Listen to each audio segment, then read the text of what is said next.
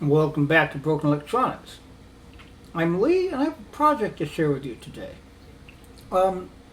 Before I get into it, a brief word about the inner workings behind the scenes on the channel. The order in which I release the videos is not necessarily the order in which I record them. The video that should appear immediately prior to this one is the pre-upgrade video on my PowerBook G3 Wallstreet PDQ. Now, I actually recorded that video quite some time ago and then had to wait for various parts to come in, all of which are now in. So I'm going to connect those. The last video I actually recorded prior to this was the 3-video series on the iBook G3 clamshell, which did not come to a very happy ending. I have not given up on that. I still am intending to try to get that machine up and running. So, after that rather disappointing project, I have decided to jump in with my next project and upgrade a laptop. I believe, if I fix it is to be believed, they usually are, this should be a much easier process. So, what I'm going to be doing, first of all, upgrading the RAM. These are two,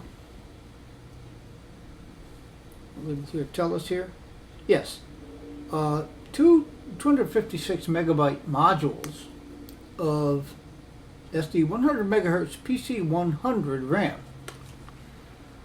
They appear to be brand new, so evidently ATEC is still making RAM for this and similar machines.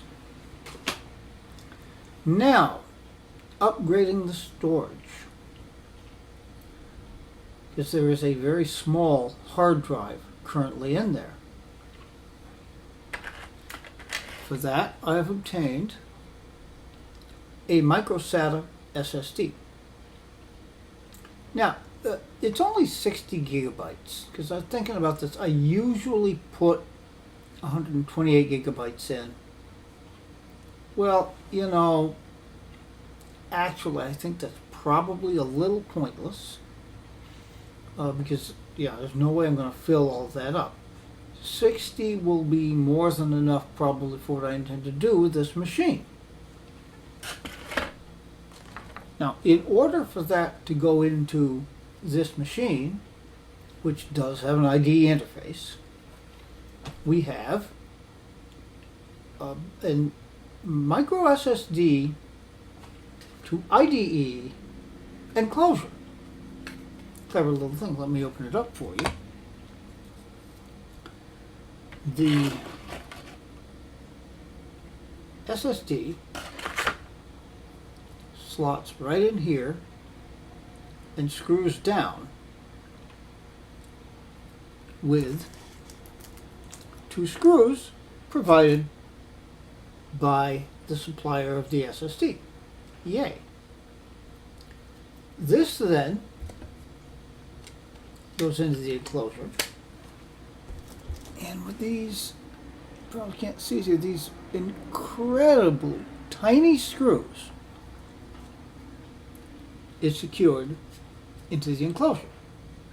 And this, I seem to have gone out of focus here. Well, no matter. The video isn't really about me, it's about the machine. In order to hold it in the enclosure, and this is what will replace the existing hard drive. It should be a relatively easy process. Famous last words. But we won't know until we try. So I hope you're interested in following along with this, and if so, please stay tuned. All right, I thought we'd start out with a review of the system as it currently is configured. That review is probably more for me than it is for you. Since the last video that was released was the pre-upgrade, it was booted up in that video. But I haven't actually booted it up in a little while here. So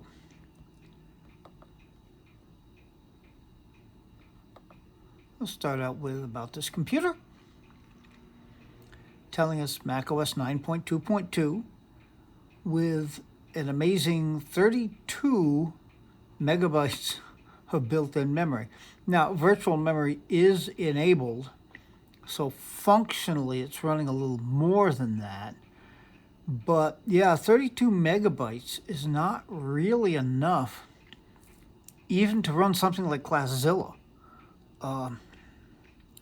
So we need to do something about that. Now, the machine can actually address up to 512 megabytes, a huge jump. And we will, of course, be doing that today, hopefully, assuming this all works. And I should stop assuming that things are going to work, shouldn't I? Okay, System Profiler. All right. So yeah, once again, 9.2.2 tells us the QuickTime version, 5.0.2. All right.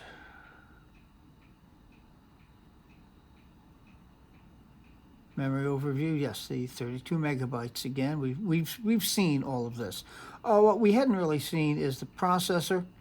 It is a PowerPC G3 running at 233 megahertz.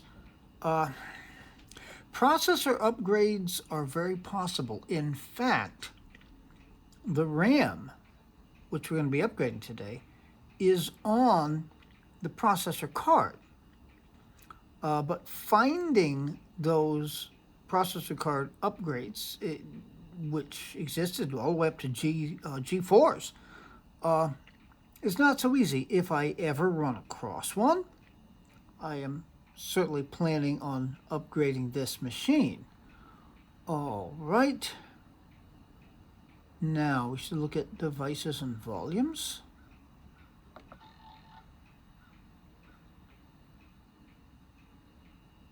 All right. So in the expansion bay, we currently have the CD-ROM drive. That can be swapped out with a floppy drive.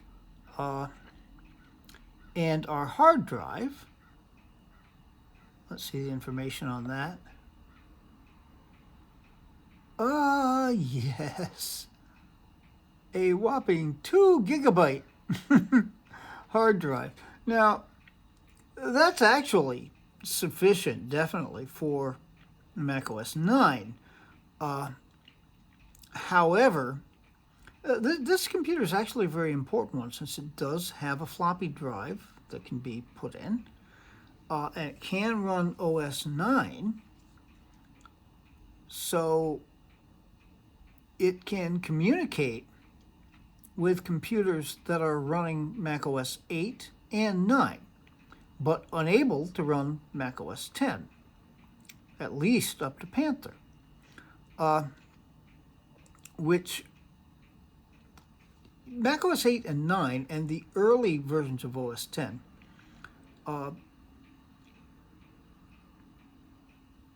network protocols have changed. Now, back in the day, I had an iMac G3, and I happily networked with that, and it could see everything on the network, no problem. Now, it's not so simple. So, something like mounting my network file server, I can't do it on OS 9, OS 8 computers. However, if we get this upgraded to the 60 gigabytes I'm planning, we will install OS 9 and macOS 10.3 Panther. Panther can see the network file server. So we should be in good shape there. Again, I like to consider the idea of actually installing Tiger, since this is going to be in OS 9 almost exclusively, since Tiger can actually function on the web, at least to a certain extent. But CD-ROM drive, and not only CD-ROM drive, at this point I have yet to get the adapter PCMCIA card working that would give this support for FireWire. So yeah, if I do get that going, we'll see what the future happens. But I will be happy with getting this done and getting this all to work. So we'll close out of that. And the next order of business would be shutting this machine down and actually performing the upgrades. So please stay tuned. Okay, obviously we need to get into the machine.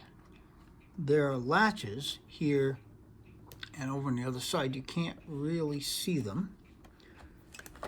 That will push the contents of the expansion bays out. This is the battery, which is dead, but without the weight in there.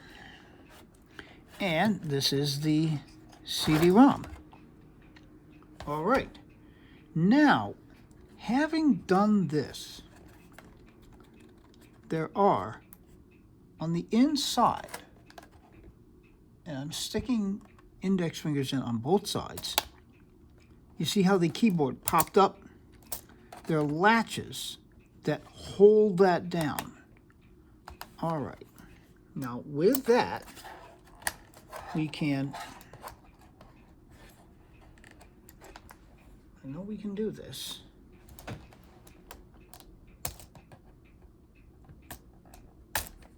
Okay. Lift it up just a little. And then pull it free from the top. And we are able to bend that over. Okay. Now let's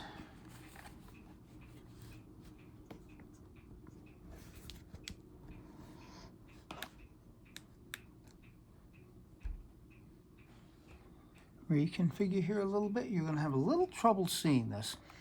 But there are only 3 screws that need to be removed. There are 2 here and here, which hold on the heatsink. And then there's one kind of buried down in there that will loosen the hard drive. Now, the iFixit directions say to disconnect the keyboard and remove it. It's looking to me that this won't actually be necessary. So at least I'm going to try doing this without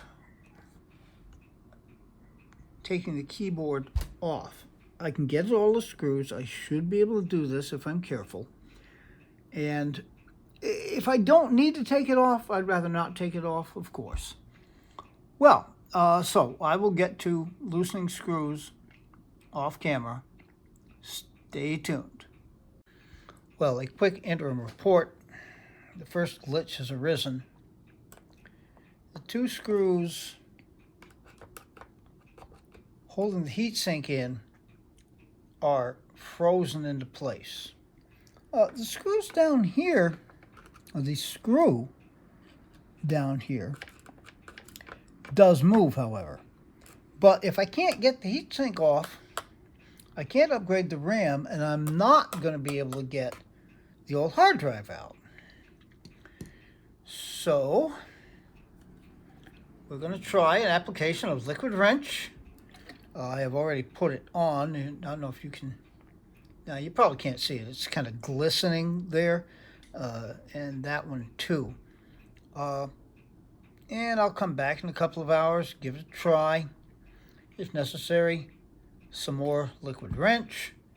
And only once have I known liquid wrench to fail completely. That was when I was trying to upgrade the processors in the Mac Pro 2006 1,1. I could not get those screws out, although I managed to get the job done anyhow. All right, so liquid wrench, do your stuff. Stay tuned. Yeah, through the wonders of video, no time has passed for you. For me, it's been over a day. Those couple hour checks did nothing, and I kept reapplying. I let it work in overnight. Once again, wouldn't move. Actually, that one down there would move. This one just wouldn't move. But however, I don't know how well you can see, they're out now. Whew. Okay, now there is a wire handle. What you're supposed to do at this point is pull up and out. And off it comes. I believe that's a pad. Yeah, which is going to stay on. Okay. And iFixit does say specifically to loosen the screw for the hard drive cage, but not to really go any further than that. Okay, so that's where we are now. Yes, and you can see here's the so-called user upgradable RAM, and that slot is in fact empty. So all that's in there is the 32 megabytes. That's actually underneath. We will need to take this off.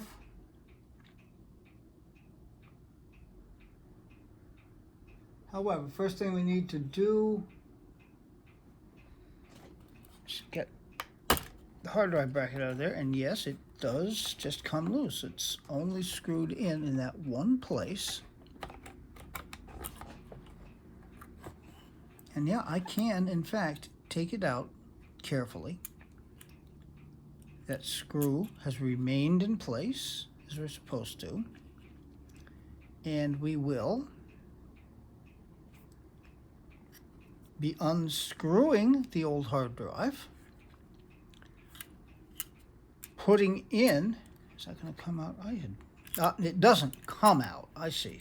That's probably a good thing. All right, unscrewing the old hard drive to get the bracket off, and putting in the new. There's no way you're going to be able to see this. The IDE connector is buried down in there, but it will connect. All right. Oh, I see. No, there's a board here that will have to come off. That's plugged into the IDE. Then this plugs in somewhere or other down there. I'm not sure I see exactly where that slots in, but hopefully we're going to figure this out. So the next thing now is the processor card itself. This does have to come out, and you're supposed to use a spudger to pry underneath, get that loose, so you can replace the so-called built-in RAM on the other side, and then add RAM to here too. So I'll do that off camera because I'm not sure how much I'm going to have to fiddle with it. So again, please stay tuned. Your RAM is in. That was quite easy to do. Incidentally, I can see now, taking a closer look at the processor, this is indeed thermal paste. So I will be cleaning that off and reapplying more thermal paste. All right, now I've got to get at the hard drive, so stay tuned. Okay, to get a better idea of how this bracket works, this little board here has the IDE connector. That's where that will plug in there. Now, rather than plugging into IDE on the logic board, there is a connector here, and that plugs back in there. So we should be good to go. Okay, let me get this in there, and then we'll pick it up from that point.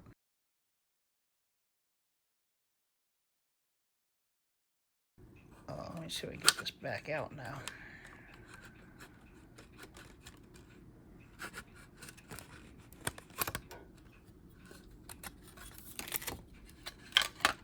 This adapter, it's the original hard drive. I don't think it matters.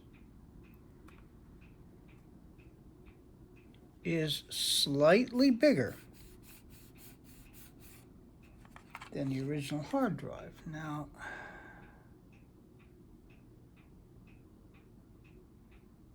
that's not the one.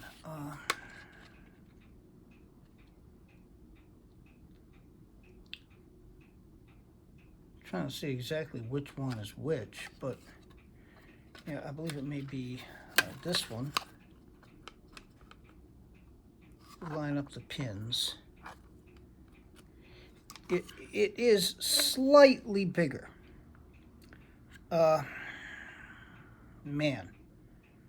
Now, I don't know what I'm going to do. Cut down the outside of it here so that it will actually fit in. So when I try to put this in, I mean, I've got a... wrong way. I can push out these metal sides all right.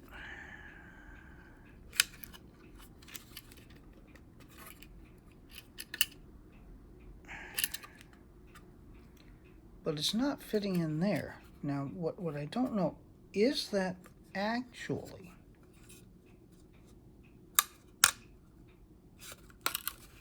fully connected? I don't know.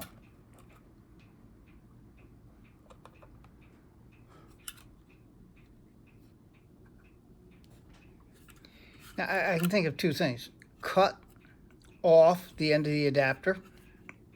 I'd rather not do that. I could unscrew this board and simply put it in there. Then I'll be able to plug it in and then put it in there without this casing around it. I don't know. Well, I'm going to have to work on this, so please stay tuned. Oh, no, this looks fine, doesn't it? Yeah, it's all screwed in there. There's the adapter fitting in there. The problem was it was such a tight fit to get that adapter in there. So what I had to do was remove the whole thing once again. And it was actually easier to take this little IDE board off by simply unscrewing those screws. They didn't want to come out, but a little bit of force got them there. I then took the bottom of the adapter, which is basically the SSD to IDE board, plugged this into there, put that all together. And I was going to leave it at that, say, okay, so this top on the case is not there. What's the big deal?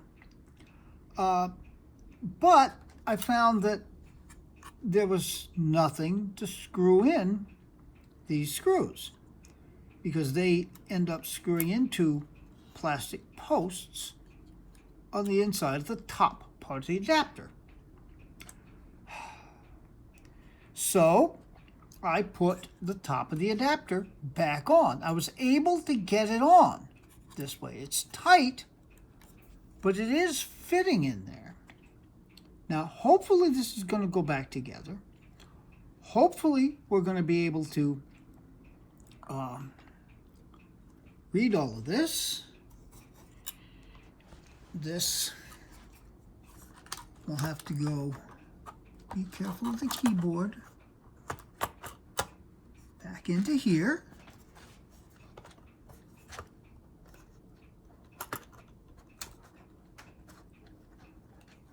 Go far enough so that goes down, and a little light here.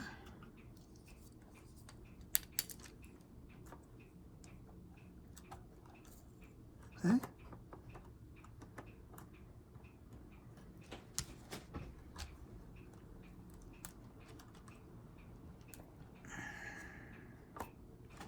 Well,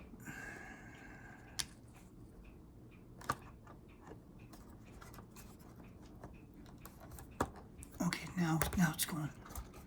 There it goes. Okay, I had to push on it this way. Because it was not actually plugged to the logic board. I just assumed not have to take this apart. Okay, so be screwing that screw back in.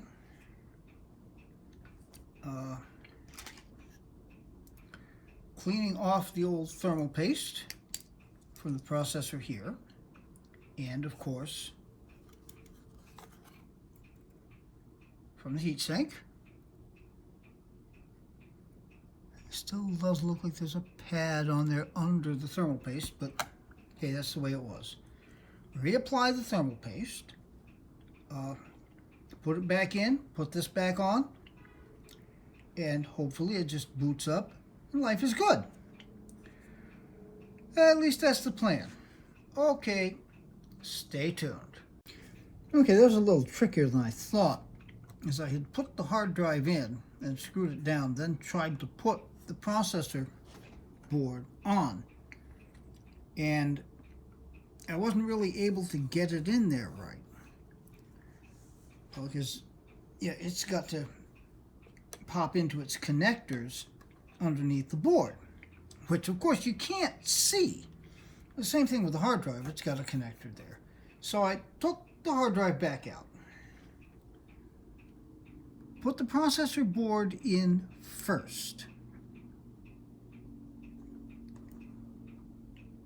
managed to get it to line up exactly as it should. Here, there's two tabs on the end of the board that align with holes in this metal bracket. And it did plug into there, and I did get the hard drive plugged in. All right. Well, so far it does seem to be working okay. I've got that screwed back in with no issues. So I just have to do the thermal paste, then put the heat shield back on, reconnect the keyboard, and yeah, there was no need to have to take the keyboard off. You just have to be careful not to damage anything. So I should from this point be able to just get the whole thing put back together. So stay tuned. Well, I have to admit, this gave me a bit of a scare. Because when I first turned it on, it took a while for the screen to come on. I couldn't imagine, well, what could possibly be wrong with the screen? I didn't disconnect anything about the screen. But it came up, and we've got our flashing question mark, which is exactly what we would expect to see at this point, because very simply, that hard drive is not formatted. Okay, now at this point I will need to put the OS 9 CD in there, boot it up, and install OS 9. Then install OS 10.3 Panther and get some setup in there. But to tell you the truth, I am quite sure this video has been way more than long enough.